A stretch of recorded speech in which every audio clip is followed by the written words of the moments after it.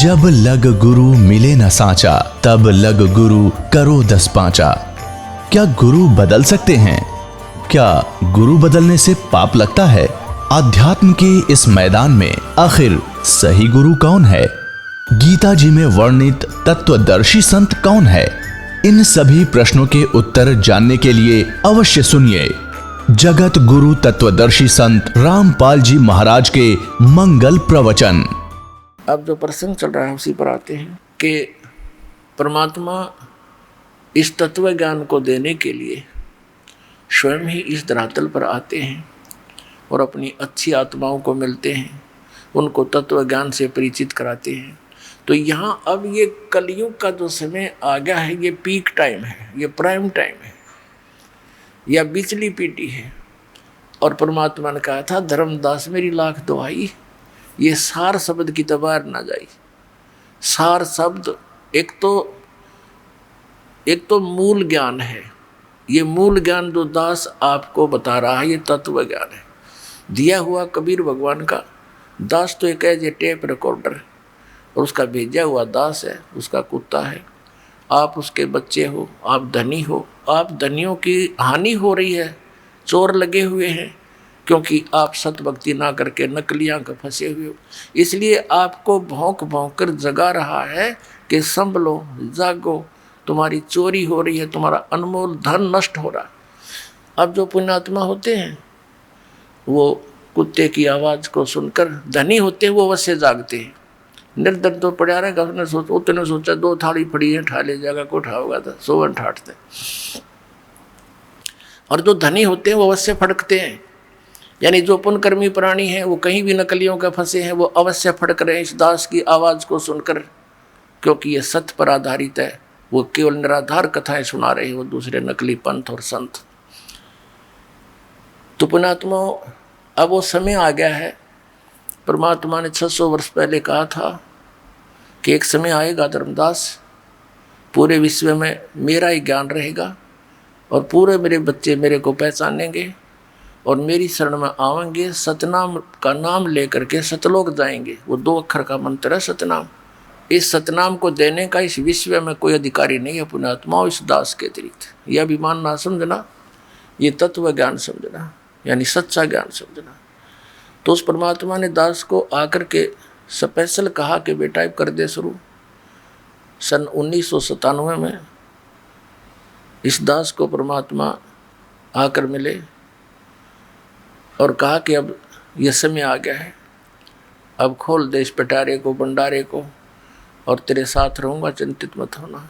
तो उसी का परिणाम है, उन्हीं का आशीर्वाद है, मेरे पूज्य गुरुदेव जी की रजा है कि ये दास उस परमात्मा के संदेश को उसके बच्चों तक पहुंचाने में सफल हुआ। कठिनाई बहुत उठाई, क्रोथा कांड इसी का परिणाम था, क्योंकि परमात्मा के बच्चे हैं सभी, जो हमारा विरोध कर रहे हैं वो भी उसी के बच्चे हैं। लेकिन वो काल का फंस गए, काल ने उनको अपना हथियार बना लिया, नकली आचार्यों को, गुरुओं को। लेकिन समर्थ के सामने इन नकलियों की पारी बसावे को ने अपने कर्म बिगाड़े, कर्म खराब कर लिए उन लोगों ने, और ये पाप के भागी बन गए। जो ये ज्ञान और 2 वर्ष पहले जनता तक पहुंचना था, वो 2 वर्ष की बाधा उन्हें पैदा कर दी और इतना दूर कर दिया समाज को। मुझे इस दास के बारे में अफवाहें फैलवा कर, मीडिया का भी सहयोग ले करके, और काल का उद्देश्य यही था कि लोग इसे इतनी नफरत करें, नाम से भी नफरत हो जाए, और कोई वहाँ पहुँचे नहीं, कहीं काल की पोल ना खुल जाए अज्ञान की। लेकिन समर्थ का आदेश और समर्थ का बनाया हुआ ये विधान, इसके बीच में जो अवरोध पैदा करता है वो महामूर्ख और अंधे गधे जैसा होगा। जैसे रेल की मार्ग पर अंधा गधा खड़ा होकर के और अवरोध पैदा करने की चेष्टा करता है, तो उसकी कितनी समझदारी है, क्योंकि उसके आँख कोना और उसमें बुद्धि नहीं। जैसे ट्रेन आ रही हो, एक अंधा गधा खड़ा था रेल की पटरी पे और गाड़ी आ रही थी। उसने देखा जिस दिशा से कोई डिस्टरबेंस लगी, खड़खड़ खड़ की आवाज़ आई, उसने उसी साइड में अपने पिछले पैर कर लिए।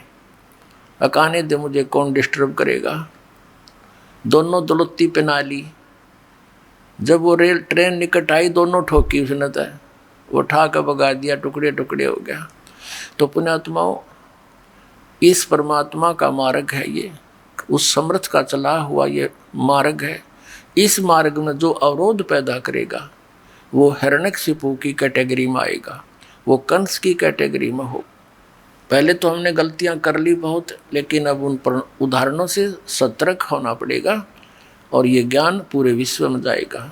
एक बार पुनः, अब तो आग लगी पड़ी है, कलयुग घोर दिखाई देता है। किसी मजहब धर्म के पुण्यात्मा भक्ति भी करते हैं और मांस खाते हैं, बीड़ी पीते, शराब पीते, और किसी रिश्वत की आंट नहीं, माया दौड़न की होड़ लगी। तो ये तो घोर कलयुग की अब झलक झांकी आप देख रहे हैं। अब एकदम पुनः शांति होगी पूरे विश्व में। इतने प्यार से रहा करेंगे, इन कोठी और बंगले बनाने की होड़ खत्म हो जाएगी, ज्ञान से हो जाएगी।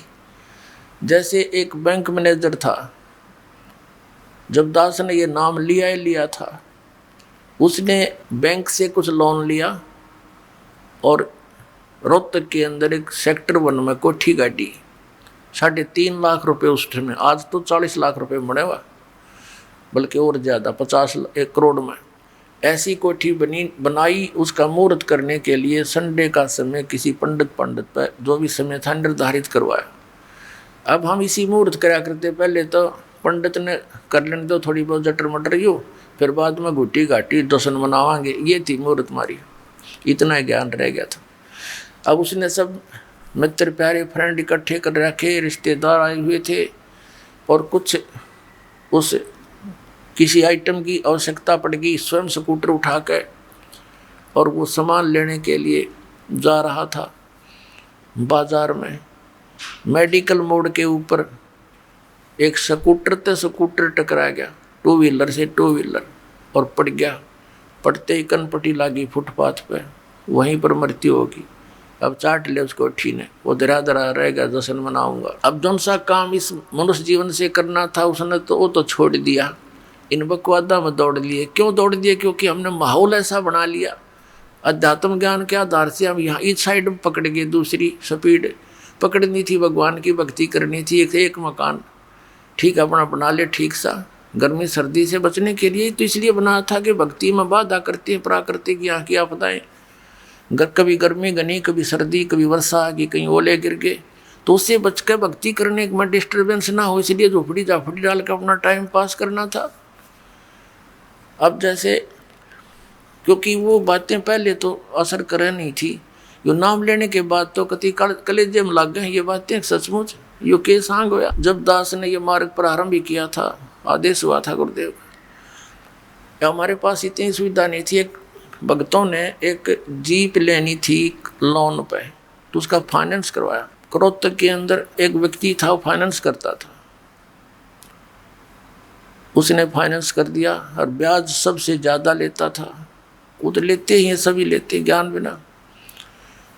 तो हमारा भक्त बता रहा था कि मैं, चर्चा चल पड़ी कि आप किसके चेले हो। हमसे बोला, हमने बताया आपका नाम कबीर साहब के पंथी हैं, रामपाल महाराज के हम शिष्य हैं। और हमने, भक्त कह रहे थे, हमने भी उसके पिताजी बैठे थे ऑफिस में, तब तक हम इंतज़ार कर रहे थे, उस लोन करने वाले उसके पुत्र की इंतज़ार कर रहे थे, उसके ऑफिस में बैठ के। तो उसके पिताजी से कहा कि आप भी भक्ति करो, नाम ले लो हमारे गुरुजी से। तो उनका पिता कहता है, मेरी तो मौज हो रही है, भगवान शंकर की पूजा करूं, माता की पूजा करते हैं, और गुरु हमने बना रखे हैं अपने, और भगवान विष्णु के हम पुजारी हैं, सब काम हम ठीक करते हैं, मूर्ति मार्ति ला रखी। और क्या कह रहा है कि मेरे जैसा सुखी आज कोई नहीं, इन भगवान कर रखे, इन देवताओं की तरफ संकेत करे, मूर्ति लग रही ऑफिस में। और क्या बताता है कि एक बेटा तो ये फाइनेंसर है, इसके खूब दया हो रही है, इनकम होती है, और एक बेटा जज लग गया है, बेटे का अभी विवाह हुआ है, उसकी पत्नी भी जज है। बताओ मैं किसका नाम ले लो? इन गुरुवान इन भगवानों को छोड़कर आप क्या बात करते हो? अब हमारे भक्तों का कहने का फर्ज था, बाकी बहस कौन करे इनके साथ, ये तो काल के वकील हैं सभी। अब 1 वर्ष के बाद समाचार पत्रों में क्या आया कि वही परिवार जिससे ये फाइनेंस कराते थे, दास को इन्होंने आकर बताया था कि ऐसे ऐसे हमने कही, लेकिन ये तो इस माया के पुजारी मानते नहीं। उसके पिताजी से कहा था, वो नो बोला तुम्हारे जैसा सुखी कोई नहीं, और हम किसकी पूजा करें। उन्होंने कोई धार्मिक अनुष्ठान करवाया था, समाचार पत्रों में सच्चाई थी या जो दास बता रहा है, धार्मिक अनुष्ठान कराया था। धार्मिक अनुष्ठान के बाद जैसे फूल फाल चढ़ाते हैं, कोई हवन की राख रूख बच जाती है, उसको आदर के साथ जल प्रवाह करते हैं। अब वो समागम हो लिया, पहले दिन अनुष्ठान करवाया था, हवन उनके गुरुजी ने कराया था, और अगले दिन उस हवन की उस राख को, फूलों को उठा करके वो दोनों भाई, जज और वो फाइनेंसर,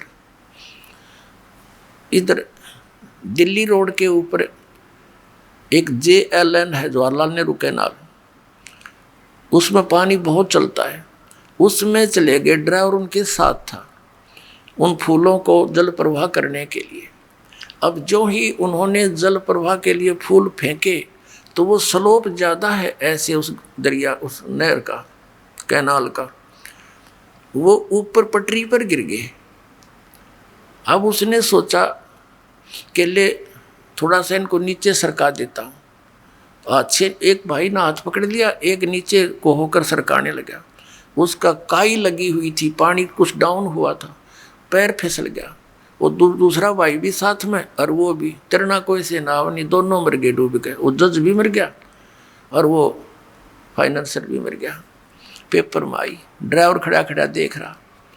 उसने फ़ोन किया, इकट्ठे हुए। तीसरे दिन लाश मिली थी वहाँ शालावास पंप हाउस पर जाके।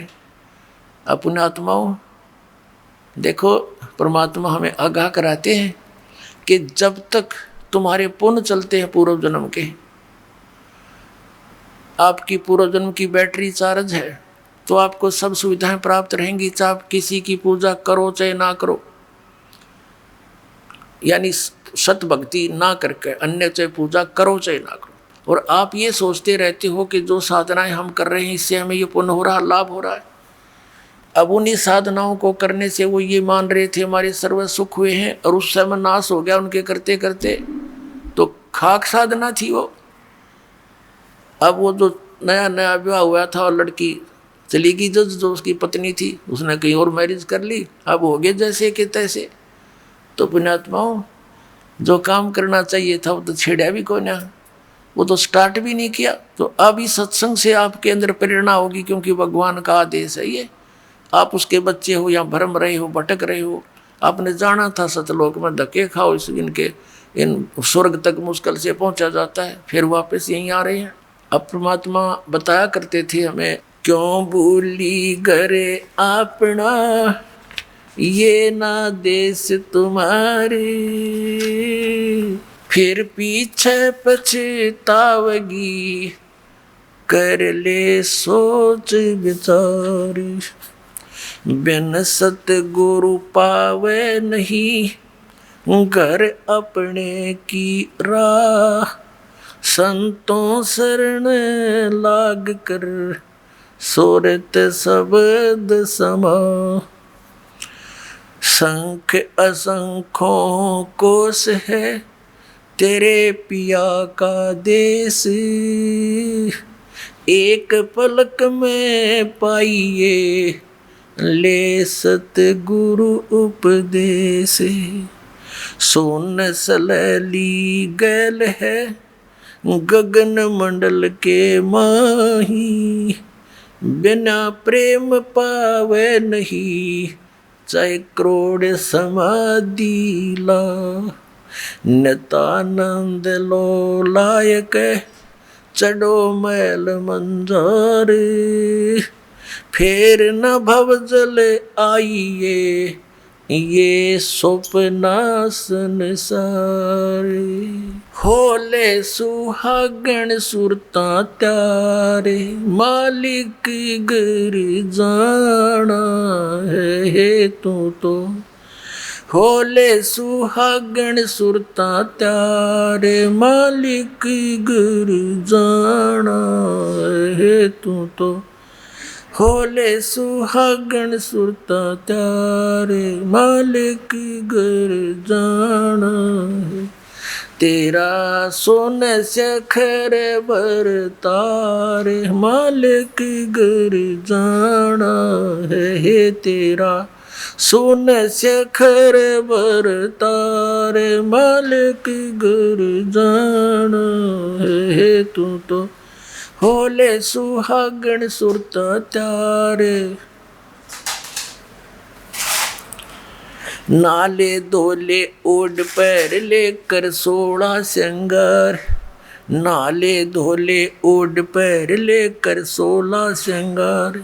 आज नहीं तय तड़के परसों आवेंगे तेरे लड़ियार मालिक घर जान है। तू तो होले सुहागण सुरता त्यार है। तेरा सोने से खर बरतारे मालिक घर जान है। तेरे साथ की कितनी जाली तू क्यों लारी वार। तेरे साथ की कितनी जाली तू क्यों लारी वार। गुड़िया खेलत जन्म गवाया लाया है नहीं बेचारे मालिक घर जान है। तू तो होले सुहागण सुरता त्यारे है। तेरा सोने से खर बरतारे मालिक घर जान। सतगुरु मारे बाणिया है करते बनज व्यवहार। सतगुरु मारे बाणिया है करते बनज व्यवहार।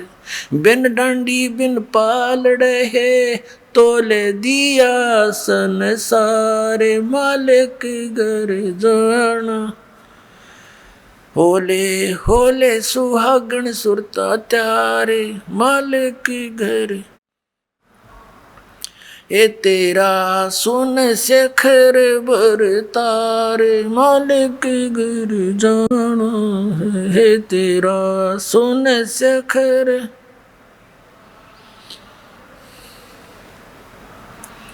सोने से खर में सेज पिया की हंस हंस कर ले प्यार।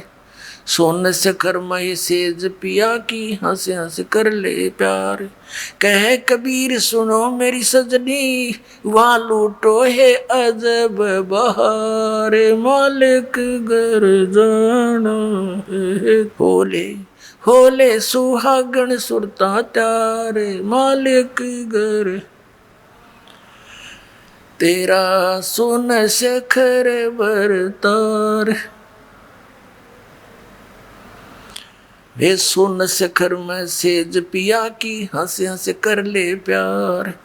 सोन शिखर में सेज पिया की हंस हंस कर ले प्यार। कह कबीर सुनो मेरी सजनी वहाँ लूटो है अजब बहार मालिक घर जाना है। होले होले सुहागण सुरता त्यारे जाना है। तेरा सोन शिखर बरतारे मालिक घर जाना है। तेरा सोन शिखर बरतारे मालिक घर जाना है। अब परमात्मा ने क्या बताया है, इस आत्मा को ना जाने कितने प्रकार से ऐसे झंझेड़ने की चेष्टा की है, ना जाने कितने प्रकार का ज्ञान देना चाहा है। पुणात्मा जैसे कुएं में बाल्टी गिर जाती है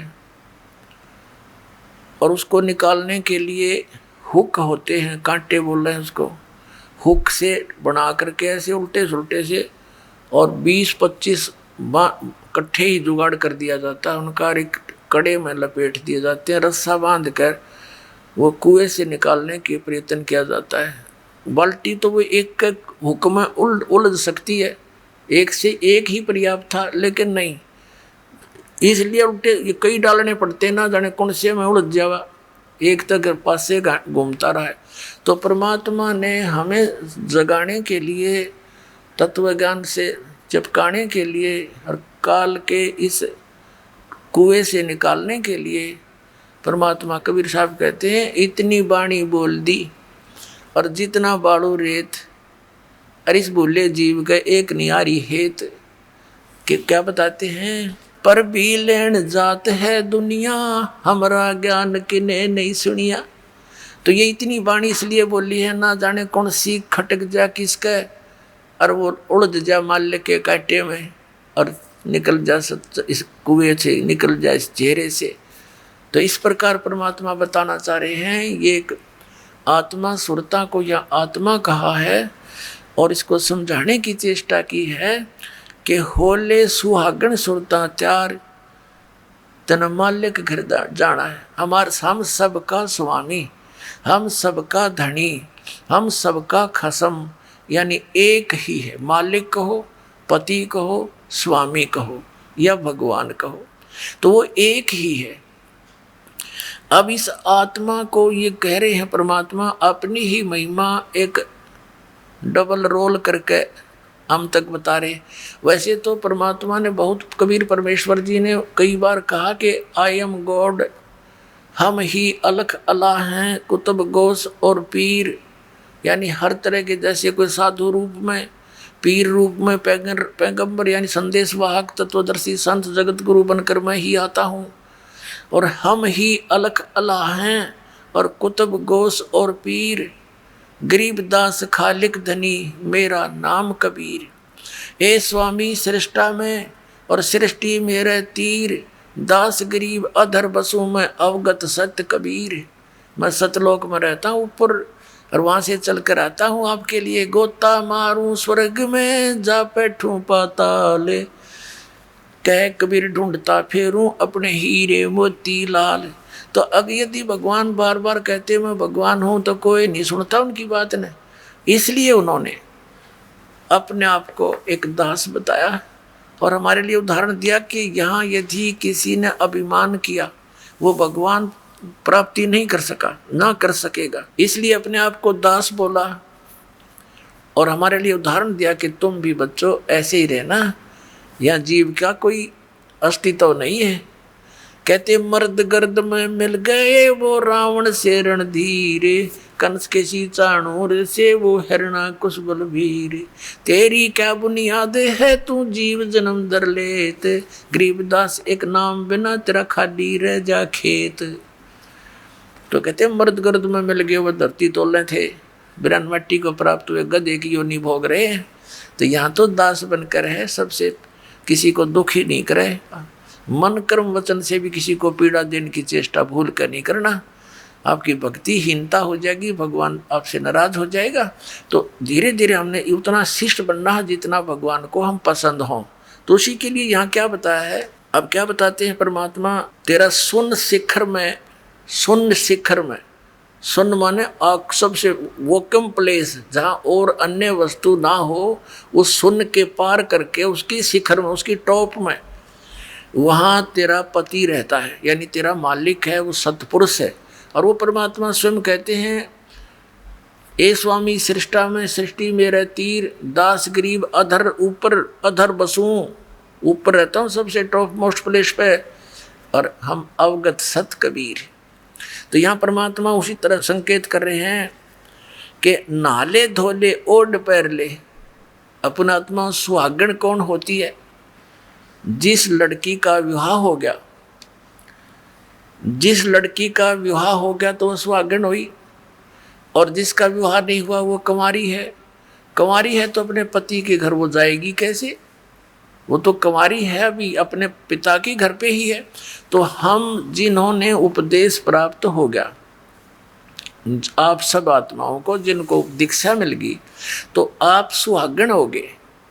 अब जब लड़की का विवाह हो जाता है, विवाहित हो जाती है, तो पहले एक विशेष वो होता था, जैसे बच्चे को भेजने के लिए बहुत से आइटम तैयार करने पड़ते थे, और लड़की को भी चिंता हो जाती थी, अपने कपड़ों की कढ़ाई कुढ़ाई का वाला की रहा करती। तो क्या बताते हैं कि इस राम नाम के धन रूपी इस दहेज न इकट्ठा कर ले, यो दहेज तू लेकर जागी और ये सब तेरे अंदर जैसे 16 श्रृंगार कर ले। कौन से 16 श्रृंगार? शील, संतोष, विवेक, अक्षमा, भाव, भक्ति, दान का भाव बनना, इस तरह 16 प्रकार के एक साधक के।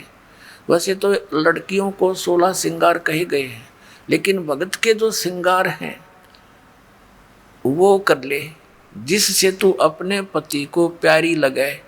यानी मांस, शराब, तम्बाकू ना खाना, आन उपासना नहीं करनी, और ये शील, संतोष, विवेक, दया भाव, नम्रता, एक बहुत अच्छा मृदु भाषा, इस तरह के जो आपके श्रृंगार हैं भक्त के, यदि आप इन श्रृंगारों से युक्त हैं तो भगवान को अच्छे लगोगे। ये उदाहरण दे रहे हैं। नहाले धोले ओढ़ पैर ले। नहाना धोना क्या है? सत्संग रूपी इस अमृत सरोवर में आत्मा के मैल तार ले। नहाले धोले ओढ़ पैर ले, और कै 16 श्रृंगार, यानी सब मर्यादा में रहे। और आज नहीं तो कल परसों तेरे आवेंगे लनियार। ये देसी भाषा हरियाणा की लगभग। परमात्मा तो सब भाषाओं में ही बोला उन्होंने ज्ञान, ताकि मेरे बच्चे कहीं भी हैं वहीं पर समझ जाए। लनिहार मीन तुझे लेने वाले तेरे पति आएंगे, यम के दूत समझ ले। यहाँ तो लनिहार यम के दूत हमारे। और वहाँ सतलोक चलोगे तो परमात्मा आएंगे इस दास के रूप में। कहते हैं आज नहीं तो कल परसों, यानी एक दिन तो मृत्यु होनी ही है आपकी, यहाँ तो रहना ही नहीं किसी ने। तो चलने की तैयारी करनी पड़ेगी, तो सुहागण होगी, यानी जिन्होंने नाम ले लिया। गफलत नहीं करना है, वो तो कभी भी आ सकते हैं लेने के लिए। अब तो हम प्राय हो गए हैं। तो इसके विषय में बताया है, तेरे साथ की कितनी जाली, तू क्यों लारी वारे। गुड़िया खेलत जन्म गंवाया, तन लाया नहीं बेचारे। अपनात्मा पहले हम छोटे छोटे थे, जब हमारी बहनें बुआएं उनकी ठीक दर दिया करते, ठीक निर्धारित समय कर देते थे ससुराल जाने का। तो उस ठीक से पहले वो क्या करती थी, अपना कपड़े करते थे 40 तीड़ अगलियाँ की, ये 20 तीड़ बारलियाँ की। तील बिन सेट, वो कपड़ों के सेट को तीड़ बोला करते। घाघरा हुआ करता भरा सा, उसमें जुगल कुर्ता, एक चुंदड़ी, वह तीड़ बोला करते कंप्लीट सेट को। तो वो टेलर आते थे वहाँ, घर पे ही उन कपड़ों को सील जाते थे, तो टुकड़े बच जाते थे कपड़ों के। तो छोटी बहनें जो होती थी, छोटी छोटी बालक, वो क्या करती थी, उन कपड़ों को उठा के और ऐसे ही तय करके और बना लेती थी। ये 20 अगलियाँ की, 12 पिछलियाँ की हैं, और उनको एक गठड़ी बांध के छोटी सी पोटली में उसमें रख लेती। रोज खेलने के समय निकाल लेती, एक एक न एक, या अगलियाँ की या पिछलियाँ की। और कोई भाई या दूसरी बहन उसके उस चीथड़े ने, उस कातर, इतनी कतर ने, लीर ने कोई निकाल लेता, वह गिनती ना पाई 40 तय, तो रोवर पा पीटा, है इसने मेरी तीड़ निकाल ली, हाय मेरी तीड़ निकाल ली। अब वो रोए बुरी तरह। उन्होंने पूछा क्या हो गया, कि मेरी तीड़ निकाल ली, इतनी थी, एक कम पाई, इसने का निकाली। वो फिर वापस दे दे तो वह राजी हो जाए। तो ये खेल थे। और जब वह बच्ची बड़ी हो जा, गुड़िया खेला करती, एक गुड्डा और एक गुड़िया बना लेती थी चीथड़ों के हैं, फिर उनका ब्याह करती, और फिर उसका साथ वह गठड़ी सरपा धर कर नुका चाली तो ससुराल चाल, यानी इस तरह खेला करती थी। तो फिर जब वो लड़की बड़ी हो जाती है, सियानी हो जाती है, और फिर उसको वो ओरिजिनल तिल, यानी वो सेट ऑफ सूट, वो ओरिजिनल तीड़ मिलती और ओरिजिनल पति दुल्हा मिलता, तो फिर वो लड़की क्या उन गुड्डा गुडिया वाले खेल खेल सकती है? क्योंकि उसको ज्ञान हो गया ओरिजिनल वस्तु का, फिर वो उन जिथड़ों के साथ कभी नहीं खेल सकती। तो अभी तक हम जो भी इस संसारिक सुख को कलेक्शन करने में लाग रहे हैं, कार हो, कोठी हो, बड़ा है, पता नहीं पंखे हो, कूलर हो, फलाना हो, जैसा भी, और इसी खेल को खेलते खेलते हम मर जाते। और जब हम इस तत्व ज्ञान से परिचित होकर सियाने हो जाएंगे, फिर हमने उस गुड़िया वाला खेल दिखाई देगा। जब वो लड़की बड़ी होती है, फिर अन्य बच्चे जब खेलते हैं उनको बालक दिखाई देते हैं। बालक से ये कोई तीर थोड़ी, तीर था अब मिली मुझे पति, तो अब मिला असली गुड्डा। तो पुण्यात्माओं, अब आप इसलिए परमात्मा कह रहे हैं कि गुडिया खेलत तन जन्म गंवा दिया, लाया नहीं बेचार। ये संसारिक सुविधाएं यहीं इकट्ठी करके मृत्यु हो जाती है और यहीं छोड़ जाते हो। कोठी बनाई और एक दिन भी ना रह पाया, मृत्यु होगी। चल 10-20 दिन या साल, 2 साल, 10 साल उसमें रह भी लिया तो क्या काम आई, मृत्यु होगी। मृत्यु होती है सतभक्ति ना करने से। वो कुत्ता बन के उस गली में बैठता, उसको ठीक ही छाया में, और आते जाते मारे लठे हो गया, फिर वो काम सारा बिगड़ गया। अब क्या बताते हैं, सतगुरु मारे बानिया है करते बनज व्यवहारे, बिन डांडी बिन पालड़े यो तोल दिया संसारे। हमारे सतगुरु वो बिजनेसमैन है, बानिया मीन बिजनेसमैन, आत्मा का सौदा करते हैं और बगैर किसी डंडी यानी बगैर किसी तराजू के पूरे विश्व को तोल दिया, सबके ज्ञान को दिखा दिया इनका कितना ज्ञान है। बिन डंडी और बिन पालड़ा ये तोल दिया संसार, इस तत्व ज्ञान से माप कदर दिया किसकी कितनी सतीथी है, किसकी कितनी वैल्यू और वजन है। सोन शिखर में सेज पिया की वो हंस हंस कर ले प्यारे, कह कबीर सुनो मेरी सजनी लूटो वो अजब बहारे। कि जिस सुख को आप यहाँ खोज रहे हो, नमक की बोरी में मिष्ठान ढूंढ रहे हो, ये कभी नहीं हो सकता। ये भूल जाना, यहाँ के स्वर्ग में भी सुख नहीं है जिसको सुख कहते हैं। ये झूठा सुख है, अस्थाई सटे है सबका, और वहाँ सथाई सटे होगा। अपनात्मा हमारे पवित्र सदग्रंथ क्या ज्ञान देते हैं, और परमात्मा ने वही ज्ञान बताया था। मन तू चल रे सुख के सागर, जहाँ शब्द से दूर रत्नागर। मन तू चल रे सुख के सागर, जहाँ शब्द सिंदूर रत्नागर। अब सुख सागर परमात्मा कहते हैं, इस नमक की बोरी तो निकलो। और फिर तुमने देखो, परमात्मा ने करने नो दीदार महल में प्यारा एक शब्द है परमेश्वर कबीर जी का, उसमें सारा कुछ बताया है सतलोक का, और लास्ट में ये बता दिया ये उस सतलोक की नकल कर रखी है, ये डुप्लीकेट बना रखे इस काल ने अपनी माया के द्वारा। ब्रह्मलोक के अंदर एक नकली सतलोक, नकली अलखलोक, अगमलोक और अकैलोक, उसकी फोटोकॉपी कर रखी है, पर वो वस्तु वो नहीं है। तो ये बूरा की बोरी में और नमक की बोरी में कोई अंतर नहीं होता जब तक टेस्ट ना कर ले। टेस्ट करने से जानकारी होती, तो दोनों एक जैसी लगती है जब पास पास रख दे जाए।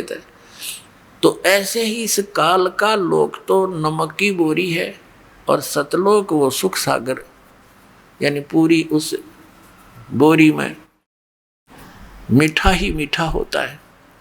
तो पुण्यात्माओं, परमात्मा कहते हैं कि चल तू चल रे सुख के सागर। पुण्यात्माओं, जैसे आज का प्रसंग चला था कि ये संसार, यहाँ का जो सुख है, यहाँ सुख नहीं है, और यहाँ सथाई कोई भी जीव नहीं है। आज यहाँ मनुष्य जीवन में चाहे कोई राजा बना है, 1 मिनट में मृत्यु हुई, फिर चलो स्वर्ग में थोड़ा बहुत समय बचा हुआ होता, फिर गधा बनो, फिर नरक चलो चलते। यहाँ सथाई सथा नहीं है। और यहाँ के भगवान भी यही कहते हैं, जैसे यहाँ का भगवान, यहाँ का ये काल प्रभु है, ब्रह्म है, सरपुरुष है। गीता जी अध्याय नंबर 4 के श्लोक नंबर 5 और 9 में, श्रीमद् भगवत गीता अध्याय नंबर 2 के श्लोक नंबर 12 में, गीता अध्याय नंबर 10 के श्लोक नंबर 2 में ये अपनी सतीथि बता रहा है। अर्जुन, मेरे और तेरे बहुत जन्म हो चुके। श्री कृष्ण जी में प्रवेश करके ये ब्रह्म बोल रहा है, सरपुरुष बोलता है, और कह रहा है कि अर्जुन, तेरे और मेरे बहुत जन्म हो चुके हैं, तुझे पता नहीं, तुझे ज्ञान नहीं, मुझे जानकारी है। मेरे जन्म और कर्म अलौकिक है। फिर इसने अपनी साधना बताई है 8वें अध्याय के 13वें श्लोक में कि ओम इति एकाक्षरम ब्रह्म व्यवहारन मामनुस्मरण ये पर्याति तजन देहम सयाति परमाम गतिम। मुझ ब्रह्म का केवल एक ओम मंत्र है, एक अक्षर ओम है, नथिंग एल्स। ये हरे राम राम राम हरे हरे, श्री कृष्ण कृष्ण हरे हरे, राधे श्याम सीताराम, राधे राधे श्याम राधे, ओम नमः शिवाय, ओम भगवते वासुदेव नमः, ये गायत्री मंत्र, ये मोक्ष मार्ग के मंत्र नहीं है, ये व्यर्थ है, यूजलेस है। गीता जी अध्याय नंबर 16 के श्लोक नंबर 23 और 24 में स्पष्ट किया कि जो शास्त्र विधि को त्याग कर मनमाना आचरण करते हैं, मनमानी पूजाएं जाप करते हैं, उनको न तो सुख होगा, ना कोई गति होगी, ना उनकी कोई उनको सिद्धि प्राप्त होगी, अर्थात यूजलेस।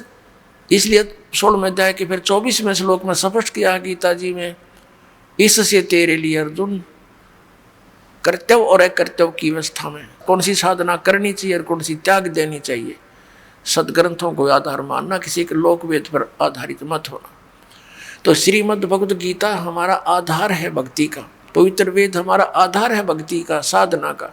लेकिन पुराण हमारे सहयोगी हैं अध्यात्म ज्ञान को समझने के लिए। और जो पुराणों के अंदर वेदों और गीता वाला भक्ति विधि है, वो तो वेदों और गीता का ही है, वो तो हम उन्हीं से ग्रहण करेंगे। बाकी अन्य उसके अंदर उस ऋषि वक्ता, पुराण के वक्ता का अपने घर का ज्ञान है जो वेदों और गीता से नहीं मिलता, वो हमने स्वीकार नहीं करना। अब गीता ज्ञानदाता कहता मेरा एक ओम अक्षर है, नथिंग एल्स, और कोई जाप ही नहीं है, इसके अतिरिक्त कोई मंत्र जाप करता है वो अपने डले ढो रहा है, वो कंकर पत्थर इकट्ठे कर रहा है, लाल नहीं है। ये ब्रह्म सत्र का है। और इससे जो इसकी साधना करता हुआ अंत समय में शरीर छोड़कर जाता है तो परम गति को प्राप्त होता है। वो परम गति कौन सी है? ब्रह्मलोक से मिलने वाला स्थान ब्रह्मलोक। और गीता जी अध्याय नंबर 8 के श्लोक 16 में कहा कि ब्रह्मलोक पर्यंत वहां तक गए हुए सभी पुनरावृत्ति के अंदर है, उनका भी जन्म मृत्यु बना ही रहता है। ये खुद कहता है ब्रह्म। गीता श्री कृष्ण में प्रवेश करके गीता ज्ञानदाता बोल रहा है कि मेरा कोम अक्षर है और तेरे मेरे बहुत जन्म हो चुके अर्जुन, हम अविनाशी नहीं हैं। इसलिए 7वें अध्याय के 18वें श्लोक में गीता ज्ञानदाता अपनी गति को भी अनुतम बताता है। अनुतम यानी गति व्यर्थ, क्योंकि जन्म मृत्यु मिटे नहीं, और जब तक जन्म मृत्यु का रोग नहीं कटेगा तो सुख हो नहीं सकता, शांति नहीं हो सकती। शांति तो सतलोक में होगी जहाँ सुख ही सुख है, दूसरी वस्तु ही नहीं है। अब इसलिए उसने अपनी साधना को अनुतम बताया है। और ये नकली गुरु, ये आचार्य, ये हमारे बाग में लिखे थे, इन्हें बैठा दिया। और ये क्या कहते हैं, इनसे कोई पूछता है कि अनुत्तम माने क्या होता है स्वामी जी, कि अनुत्तम जो घटिया और उत्तम, और उत्तम मिला अच्छा। और फिर जब उनसे पूछते हैं कि गीता जी अध्याय नंबर 7 के मंत्र 18 में गीता ज्ञानदाता अपनी गति को अनुत्तम क्यों कह रहा है? अरे तू समझा नहीं, अनुत्तम माने जिससे उत्तम और ना हो। अरे फुटे वाग धरे, अब ज्ञानी न छाए नहीं, इन्हें सट्टे मारेंगे फिर ये। अब जैसे एक उत्तीर्ण है, उत्तीर्ण माने सफल, अनुत्तीर्ण माने फेल। अब किसी बच्चे के पीछे लिख दिया रिजल्ट में अनुत्तीर्ण, और वो नौका है घर जाके कि ना अनुत्तीर्ण का अर्थ होता सब तो पास है, जिसका बराबर कोई पास है ना हो, तो बकाले बेसिक, लेकिन वहाँ लिखा ना पावा तुम्हारा अगली क्लास में। तो ये नकली गुरु न्यू बतावें। और कुछ न्यू कहे हैं कि भाई अनुत्तम माने जिससे श्रेष्ठ कोई ना हो। अरे भले पुरुष हो, यदि गीता ज्ञान दाता कहते हैं समाज के अंदर ऐसा होता, समाज के अंदर ऐसे होता, अरे सीधा ज्ञान इसमें समाज के आ गया। गीता ज्ञानदाता कहता है कि मेरा एक ओम नाम है और मेरी साधना करने वाला ब्रह्मलोक में जाता है। गीता जी में स्पष्ट 8वें अध्याय के 16वें श्लोक में ब्रह्मलोक पर्यंत भी गए हुए वापस आते हैं, जन्म मृत्यु होती है। इसलिए 7वें अध्याय के 18वें श्लोक में गीता जी में कहा कि यह मेरी गति वाली भी अनुत्तम है, ये घटिया है, व्यर्थ है, क्योंकि ये पुण्यात्मा जो नेक आत्मा ज्ञानी आत्मा है तो अच्छी परमात्मा प्राप्ति के लिए यत्नशील हैं, लेकिन ये मेरे वाली अनुत्तम घटिया गति में ही स्थित हैं। इसलिए तो उसने कहा कि 15वें अध्याय के 1 से लेकर 4 तक और 16 में श्लोकों में, और 18वें अध्याय के 62वें श्लोक में, और 18वें अध्याय के 66वें श्लोक में गीता ज्ञानदाता ने स्पष्ट कर दिया है कि संसार रूपी उल्टा लटका हुआ वृक्ष है। ऊपर को जड़ तो पूर्ण परमात्मा समझो, नीचे को तीनों गुण रजगुण ब्रह्मा सतगुण विष्णु रूपी शाखा है। जो संत इन सभी विभागों को बता देगा वो तत्वदर्शी संत है। और गीता जी अध्याय नंबर 4 के श्लोक नंबर 34 में कहा है कि जिस तत्व ज्ञान के बारे में सच्चिदानंद घन ब्रह्म की वाणी में चौथे अध्याय के 32वें श्लोक में कहा गया है कि वो सच्चिदानंद घन ब्रह्म की वाणी में ब्रह्मण मुखे, उसके परमात्मा के मुख कमल से उच्चारित वाणी कबीर वाणी में जो विस्तार के साथ धार्मिक अनुष्ठानों का ज्ञान दिया गया है, यज्ञों का, वो तत्व ज्ञान है। चौथे अध्याय के 34वें श्लोक में कहा कि उस तत्व ज्ञान को तू तत्वदर्शी संतों के पास जाकर समझ, वो तत्वदर्शी संत तुझे बताएंगे। अब तत्वदर्शी संत की पहचान बताइए 15वें अध्याय के प्रथम श्लोक में गीता जी के उल्टे लटके हुए संसार रूपी वृक्ष के सभी विभाग जो बता देगा स वेदवित, वो तत्वदर्शी संत है, उससे पूछो। अब ये तत्वदर्शी जगत गुरु, अब जैसे सेवक होके उतरे इस पृथ्वी के माँ और जीव उदाहरण जगत गुरु बार बार बलि जाऊं, जीव उद्धार करने के लिए वो कबीर परमात्मा वो जगत गुरु बन कर तत्वदर्शी संत की भूमिका करने के लिए यहाँ आए और 120 वर्ष तक रहे, सह शरीर आए, सह शरीर चले गए। तो यहाँ क्या बताते हैं कि तत्वदर्शी संत कौन होगा? जो उल्टे लटके हुए संसार रूपी वृक्ष के सभी पार्ट्स बता देगा, विभाग बतावेगा। तो परमेश्वर ने 600 वर्ष पहले उस सच्चिदानंद घन ब्रह्म की वाणी में ये भाग बता रखे थे। कबीर अक्षर पुरुष एक पेड़ है, सर पुरुष वाकी डारे, ये तीनों देवा शाखा है, भाई पात रूप संसारे। कख नहीं पता था। गीता ज्ञानदाता ने भी सिर्फ ऑप्शन छोड़ दिया, ऊपर को जड़ वाला और नीचे को तीनों गुण रूपी शाखा वाला, ये उल्टा लटका हुआ संसार रूपी वृक्ष है। अब इसके बारे में कंप्लीट ज्ञान तो तत्वदर्शी संत देगा, उससे पूछो। अब परमेश्वर ने 600 वर्ष पहले दे रखा था ज्ञान, लेकिन नकली आचार्यों ने, गुरुओं ने हमारे तक आन नहीं दिया, हमारे को दूर रखा अपने भगवान से, मिसगाइड करते रहे। कबीर तो जुलाहा है, धानक है, इसने सदग्रंथों को कैसे जाना, इसने संस्कृत पढ़ना नहीं आता, केवल ब्राह्मण लोग ही संस्कृत के पढ़ने के अधिकारी थे उस समय। तो हमने यह बात इनकी मान ली झूठों की कि भाई सचमुच कबीर साहब तो जुलाहे थे, दानक थे और ये पढ़े नहीं होंगे। आज पता चला वो तो पढ़े पढ़ाए थे, उन्हें पढ़ने की आवश्यकता ही नहीं थी। वो तो परमात्मा थे, सब भाषा के ज्ञाता थे, उनकी रची हुई सृष्टि थी, उनका दिया हुआ विधान था, उनको कंठस्थ याद है, तो मालिक है। अब उल्टा लटका हुआ संसार रूपी वृक्ष की परमात्मा ने बता दिया, अक्षर पुरुष एक पेड़ है, निरंजन यानी सरपुरुष या की डार और तीनों देवा शाखा है, ये पात रूप संसार। एक बार झलक देख लो इसकी। श्रीमद् भगवत गीता अध्याय नंबर 15 के श्लोक नंबर 1 से लेकर 4 और 16 और 17 का ये निष्कर्ष है, ये परमात्मा का दिया हुआ ज्ञान है। अब जैसे जड़ परोक्ष होती हैं, गुप्त होती हैं, पृथ्वी से बाहर इतना हिस्सा दिखाई देता है वृक्ष का, इसलिए परमात्मा ने कहा ये अक्षर पुरुष एक पेड़ है, ये तना समझो, ये तो अक्षर पुरुष है और सर पुरुष वाकी डार और तीनों देवा शाखा है, ये पात रूप संसार। रजगुण ब्रह्मा जी, सतगुण विष्णु जी, तमगुण शिव जी, ये तो शाखा है इस पेड़ की और ये इनका पिता है सरपुरुष ज्योति निरंजन और ये अक्षर पुरुष तना है और ये मूल मालिक, ये परम अक्षर ब्रह्म, परम अक्षर पुरुष है, ये कबीर साहिब है। परमात्मा ने 600 वर्ष पहले कहा था अक्षर पुरुष एक पेड़ है, निरंजन वाकी डारे, निरंजन कहो, सरपुरुष कहो, काल कहो, और तीनों देवा शाखा है, भाई पात रूप संसारे। तो पुणात्मा इसमें क्या स्पष्ट किया है कि जब तत्वदर्शी संत मिल जा 15वें अध्याय के 4 श्लोक में, उसके पश्चात परमेश्वर के उस परम पद की खोज करनी चाहिए जहाँ जाने के बाद साधक फिर लौटकर कभी संसार में नहीं आते। और गीता ज्ञानदाता कहता मैं भी उसी की शरण में हूँ, और जिस परमात्मा ने सारे ब्रह्मांडों की रचना की है, यानी जिससे संसार रूपी वृक्ष की प्रवृत्ति विस्तार को प्राप्त हुई है, यानी जिसने सब ब्रह्मांडों की रचना की है, और मैं उसी की शरण हूँ, केवल उसी की पूजा करनी चाहिए और की नहीं। कंसेप्ट हुआ क्लियर। गीता ज्ञानदाता अपने से अन्य किसी भगवान उस सर्वशक्तिमान की साधना करने को कहता, जिससे ऐसी भक्ति मिलेगी, ऐसी गति मिलेगी, फिर कभी लौटकर संसार में नहीं आते। अब गीता जी अध्याय नंबर 15 के श्लोक 16 और 17 में दो पुरुष बताए हैं, एक सरपुरुष एक अक्षर पुरुष।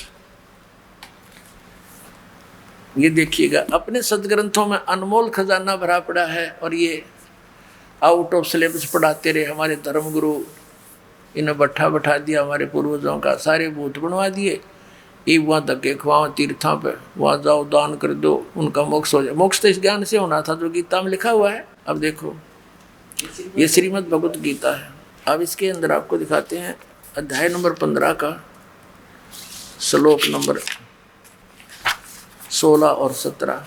ये देखिएगा, ये 15वां अध्याय श्रीमद् भगवत गीता, और यहाँ से वो श्लोक है 16। दिवौ इमौ पुरुषौ लोके सर च अक्षर एव च सर्वभूतानि कटुस्थ अक्षर उच्यते। इसका अर्थ यहाँ करा इन्होंने, इस संसार में नाशवान और अविनाशी, अक्षर माने वैसे अविनाशी होता है, अक्षर अविनाशी, ये दो प्रकार के पुरुष हैं। दो प्रकार के पुरुष माने प्रभु हैं। और संपूर्ण प्राणियों के शरीर नाशवान है, जीवात्मा किसी की मरती नहीं। ये तो अंडरस्टूड है। अब इसका भावदास समझाएगा। इसमें क्या लिखा है कि सर पुरुष और अक्षर पुरुष ये दो प्रभु प्रसिद्ध हैं, दो भगवान, दो स्वामी। अब सर पुरुष का अर्थ तो सीधा ही नाशवान है, सर माने नाशवान। अक्षर इसको क्यों कहा, और फिर 15वें अध्याय के अगले 17वें श्लोक में इसको भी रिजेक्ट किया है, अक्षर होते हुए भी, अक्षर उच्चारण करके भी इसको रिजेक्ट कर दिया। ये निष्कर्ष निकाला जाएगा, क्योंकि तत्व वेद है, तत्व ज्ञान से समझा जाएगा। अब क्या बताया है कि ये दो प्रकार के पुरुष हैं। एक सरपुरुष है, ये 21 ब्रह्मांड का स्वामी है, ये काल है, ज्योति निरंजन है। और एक अक्षर पुरुष है, वो 7 संख ब्रह्मांड का मालिक है, वो अक्षर पुरुष है। उसकी आयु बहुत लंबी है, इसलिए उसको अक्षर कहने लगे। और जो परम अक्षर ब्रह्म है, जो पूर्ण परमात्मा, वो अन्य है, इन दोनों से भी अन्य है। और वो ओवरऑल कंट्रोलर है, सब ब्रह्मांडों का रचयिता है, सबका मालिक है। इस 21 ब्रह्मांड काल के, 7 संख ब्रह्मांड इस अक्षर पुरुष के, और अनंत ब्रह्मांड है, उन सब का वो कुल मालिक है, वो सबका दाता है, सबका स्वामी है, वो परम अक्षर ब्रह्म है। अब देख, ये गीता जी अध्याय नंबर 15 का हमने 16वां श्लोक पढ़ लिया।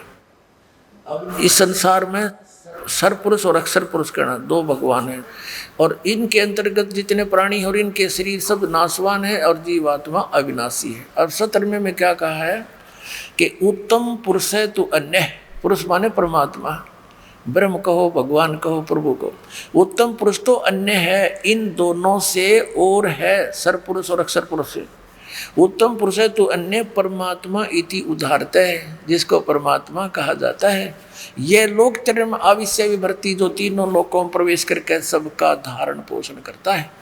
उत्तम पुरुष तो अन्य ही है, ये स्पष्ट कर रहे हैं अपने अनुवाद में, जो तीनों लोकों में प्रवेश करके सबका धारण पोषण करता है, अविनाशी परमेश्वर परमात्मा, इस प्रकार कहा गया। अब ये संसार रूपी वृक्ष की जो जड़ है, ये है वो उत्तम पुरुष है तो अन्य, और ये परम अक्षर ब्रह्म कहलाता है, इसको परम अक्षर पुरुष कहो। और ये वास्तव में अविनाशी है। श्रीमद् भगवत गीता अध्याय नंबर 7 के श्लोक नंबर 29 में 29 में गीता ज्ञानदाता कहता है, जिसने मेरे इस ज्ञान का आश्रय कर लिया कि तत्वदर्शी संत की खोज करो, वो बताओगा परमात्म तत्व के बारे में, उसकी सारी महिमा। तो जो उसके पश्चात जो भक्त श्रद्धालु जरा और मरण से छूटने का प्रयत्न करते हैं, इस संसार के किसी भी इस नकली सुख की डिमांड वो नहीं करते, तो वो तत्ब्रह्म से और सारे अध्यात्म ज्ञान से और सभी कर्मों से परिचित हैं। देखिएगा। फिर श्रीमद् भगवत गीता, गीता प्रेस गोरखपुर से प्रकाशित है। ये जयदयाल गोविंद का इसके अनुवादक है। अब देखिएगा 7वें अध्याय के 29वें श्लोक में श्रीमद् भगवत गीता अध्याय नंबर 7वां और नीचे आइए, ये 29वां श्लोक है। इसका यहाँ पर है ये संस्कृत मूल पाठ। जरा मरण मोक्षाय, जरा माने वृद्धावस्था, मरण माने मृत्यु, मोक्षाय माने छुटकारे के लिए, माम आश्रित है, मेरे इस ज्ञान के आश्रित होकर के, यतंती ये जो प्रयत्न करते हैं, ते ब्रह्म तत्विदु वो उस तत्व ब्रह्म को जानते हैं, कृष्णम अध्यात्म यानी सारे अध्यात्म से परिचित हैं, अध्यात्म ज्ञान से, और कर्म से अखिलम और सब कर्मों से वो परिचित है। इसका अनुवाद यहाँ किया है ना। जो मेरे शरण होकर जरा माने वृद्धावस्था, मरण माने मृत्यु से छूटने के लिए यत्न करते हैं, वे पुरुष, वे भक्त तत्व ब्रह्म, ये तत्व ब्रह्म, उस ब्रह्म को और संपूर्ण अध्यात्म ज्ञान को और तथा संपूर्ण कर्मों को जानते हैं। अब पुणात्मा इसे स्पष्ट कर दिया कि जो व्यक्ति इस नकली सुख को भूल चुके हैं और जरा माने वृद्धावस्था के कष्ट को, पुणात्मा इस जीव के ऊपर वृद्धावस्था एक बहुत बड़ा अभिशाप है, इतना दुख इसके अंदर होता है। लेकिन जो परमात्मा कबीर जी की शरण में आ जाएगा पुणात्मा, घबराना नहीं, आपका वृद्धावस्था ऐसे कटेगा ना फूल की तरह। लेकिन जब तक सतभक्ति नहीं करते वो दुखी रहा करें। लेकिन फिर भी वृद्धावस्था तो वृद्धावस्था ही है, ये तो दुख तो है ही, कष्ट है, लेकिन परमात्मा की शरण में हल्का हो जाएगा, ये 30 भड़क कम लगेंगी। तो कहने का भाव यह कि फिर वो भक्ति करके यहाँ से पीछा छुटवाना है। तो वो व्यक्ति यहाँ इस दोनों कष्टों से खूब परिचित है, जन्म और मरण के दुख को और वृद्धावस्था के, इसलिए वो केवल जरा और मरण से ही छुटकारा पाने के जो प्रयत्न कर रहे हैं, वो व्यक्ति तत्ब्रह्म से परिचित हो चुके हैं, तत्ब्रह्म से ही गॉड, उस परमात्मा से और सारे अध्यात्म ज्ञान से, सब कर्मों से कि ये क्या चक्कर है, स्वर्ग में गए फिर आगे, फिर राजा बने फिर गधा बन गए, व्हाट इज दिस। तो ये परिचित हो चुके हैं, वो ही उस साधना को कर रहे हैं। तो अर्जुन ने फिर पूछा, हे भगवान 8वें अध्याय के प्रथम श्लोक में कि किम तत्ब्रह्म, वो तत्ब्रह्म क्या है, फिर बताओ वो भगवान ऐसा कौन सा है जिसके मैं जहाँ इतना सुख है जिसके पाने के लिए फिर यहाँ की डिमांड सब छूट जाती है। अब देखिएगा, अब यहाँ हम पढ़ रहे थे ये अंतिम 29वां श्लोक आपने पढ़ा कि जो उस ब्रह्म को, संपूर्ण अध्यात्म को जानते हैं, सब कर्मों को जानते हैं, जो मेरे शरण होकर जरा और मन से छूटने के लिए प्रयत्न करते हैं। तो ये 30वां है, ये कहता जो मुझे जानते हैं तो मेरे को प्राप्त होते हैं। इसका जितना सा यहाँ 8वां अध्याय ये सामने ही है। इसके प्रथम मंत्र में अर्जुन ने पूछा किम तत्ब्रह्म, किम तत्ब्रह्म, किम अध्यात्म, किम कर्म पुरुषोत्तम, अधिभूतम च किम प्रोक्तम, अधिदेवम किम उच्यते। हे पुरुषोत्तम, वह ब्रह्म क्या है, वो तत्ब्रह्म है क्या। अब इसका उत्तर 3रे श्लोक में दिया है, श्रीमद् भगवत गीता के 8वें अध्याय के और 3रे श्लोक में।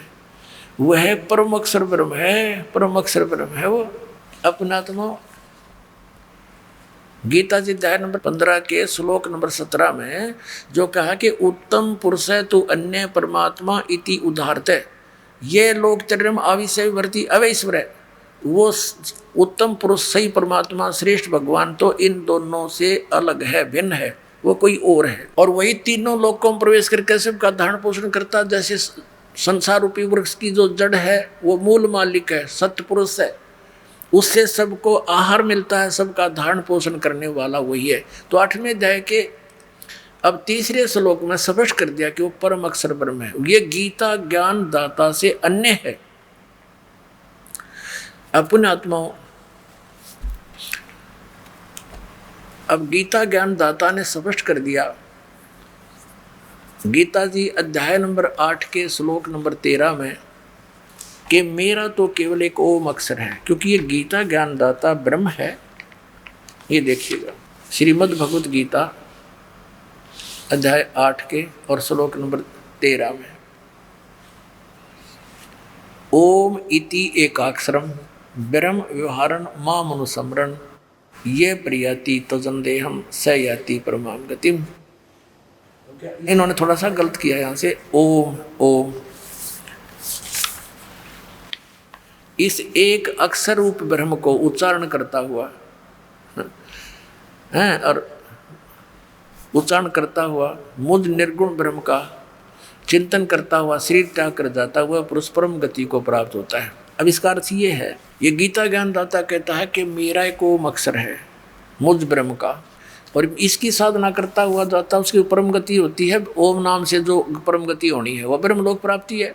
ब्रह्मलोक में गए प्राणी फिर वापस आते। 8वें अध्याय के और 5 से लेकर 10 तक, 5 और 7 में तो ये अपनी सचिथि बताता है कि मेरी भक्ति कर, मुझ में आश्रित हो और देवताओं की भक्ति छोड़ दे तो मुझे प्राप्त होगा, लेकिन युद्ध तो करना ही पड़ेगा। अपने आत्मा जहाँ युद्ध करना है तो शांति कहा। इसलिए इसने 18वें अध्याय के 62वें श्लोक में कहा है कि अर्जुन तू सर्वभाव से उस परम अक्षर ब्रह्म की शरण में जा, उसकी कृपा से तो परम शांति को और सनातन परम धाम को प्राप्त होगा। यानी वहाँ जाने के बाद सब झंझट मिट जाएगा, ना युद्ध करना ना कुछ करना। अगर मेरी शरण में रहेगा तो युद्ध तो तुझे करना ही पड़ेगा। और युद्ध करनी है ना शांति की। अब पांडवों को शांति हुई, 36 वर्ष राज किया, फिर हिमालय में जाकर गढ़ के मर गई तपस्या करके, और फिर नरक में डाले गए। और इसलिए कहा कि मैं उसके बारे में जानता नहीं, तत्वदर्शी संत की खोज कर ले और उस संत के अनुसार तुम साधना करोगे तो परम शांति को, परम सुख को प्राप्त होगे। अब 5 से लेकर 8वें अध्याय के गीता के और 10 तक श्लोक आपके रूबरू रहता है, देखिएगा। 10 दिखाते 8वें अध्याय का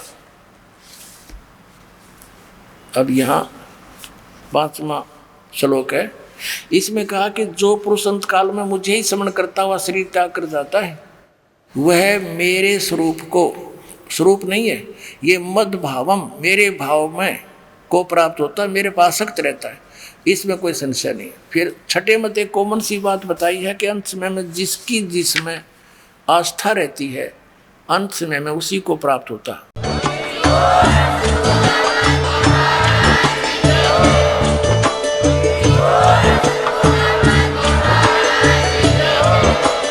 आप सुन रहे थे जगत गुरु तत्वदर्शी संत रामपाल जी महाराज जी के मंगल प्रवचन। अधिक जानकारी के लिए विजिट कीजिए हमारी वेबसाइट www.jagatgururampalji.org। संत रामपाल जी महाराज जी के शुभ आशीर्वाद से पूरे विश्व भर में 500 से भी ज्यादा नाम दीक्षा केंद्र हैं, जिन पर संत रामपाल जी महाराज जी द्वारा ऑनलाइन निशुल्क नाम दीक्षा दी जा रही है। अपने नजदीकी नाम दीक्षा केंद्र का पता करने के लिए संपर्क करें 8222880541।